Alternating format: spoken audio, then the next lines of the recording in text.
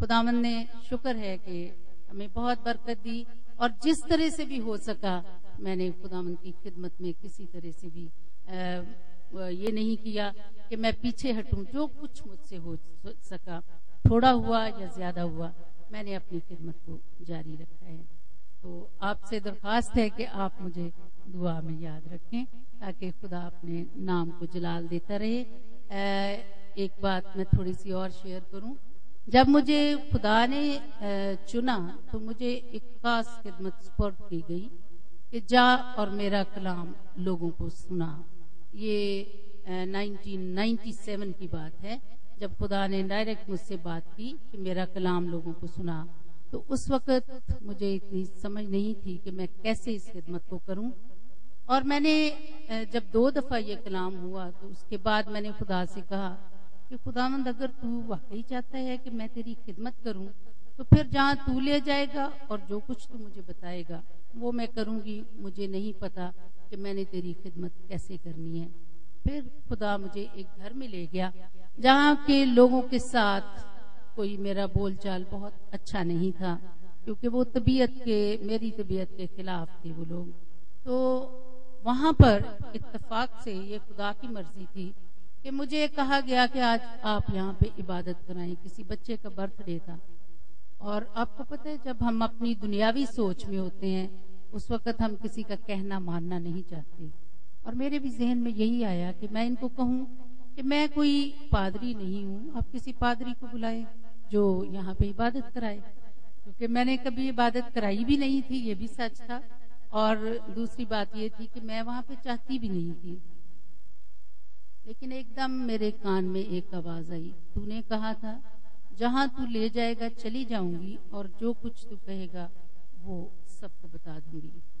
اور پھر مجھے خداوند کی آواز کی سمجھ آئی اور مجھے بہت خوف آیا. اور جب میں نے بائبل کھولی تو میں نے دیکھا کہ کچھ آیات پر روشنی جو ہے وہ آ رہی تھی، وہ بلنک کر رہی تھی. اور جب میں نے ان کو پڑھا تو وہ معاف کرنے پر تھا.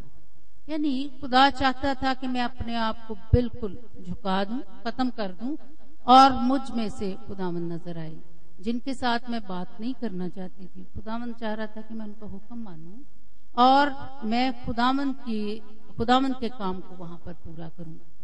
جب میں نے وہاں پر عبادت لی، پرستش کرائی، پھر میں نے وہی حوالہ پڑھا، اور پھر اس کے بعد میں نے کلام دیا. تو کلام کے بعد جو لوگ وہاں پر بیٹھے تھے انہوں نے مجھے کہا کہ آپ نے اتنا خوبصورت بڑا اچھا پیغام دیا ہے. اور میں نے کہا مجھے تو پتا بھی نہیں کہ میں نے کیا بولا ہے. اس وقت پاکرو نے میری مدد کی اور وہ پاکرو بول رہا تھا، اور لوگوں کے دلوں پر اس بات کی بڑی چوٹ لگی. لوگوں نے اس کلام سے بڑی برکت پائی. اور پھر مجھے احساس ہوا کہ خدا واقعی چاہتا تھا کہ میں اس کی خدمت کروں. اور جب میں نے اپنے آپ کو بالکل جھکا دیا، پہلے وقت میں خدا کے تابع ہو گئی، تو خدا مجھے مختلف جگہوں پر لے گیا، بہت دور دور تک. میں نے یہ ایک حقیقت ہے کہ میں نہیں کہتی کہ مجھے موقع دیا جائے کہ میں چرچ میں بولوں یا اس طرح، لیکن خود بخود خدا میرے لیے وقت کا بھی انتظام کرتا ہے، لوگوں کے دلوں میں بھی ڈالتا ہے. اور میں نے جب خدمت میں بھرپور خدمت میں تھی، ہماری ٹرانسفرز کی وجہ سے میری خدمت کافی اس میں ڈسٹربنس بھی آئی. میں دن میں 4 دفعہ بھی مختلف جگہوں پہ، میرے ابھی تک کیلنڈرز جو ہیں ان پہ لکھا ہوا ہے کہ میں 4 جگہ پر بھی انوائٹڈ ہوتی تھی کہ میں نے پیغام دینے ہیں. اس طرح سے خدا نے مجھے سکھایا، اور میں دن رات کلام کی تیاری میں لگی رہتی تھی، کیونکہ وہ میرا نیا تجربہ تھا. اور خدا نے مجھے بہت اس طریقے سے استعمال کیا. میں اس کا شکر ادا کرتی ہوں. اور اب بھی میری یہی دعا ہے کہ خدا مجھے ہمیشہ تک اپنی خدمت کے لیے استعمال کرتا رہے. خداوند آپ سب کو برکت دے.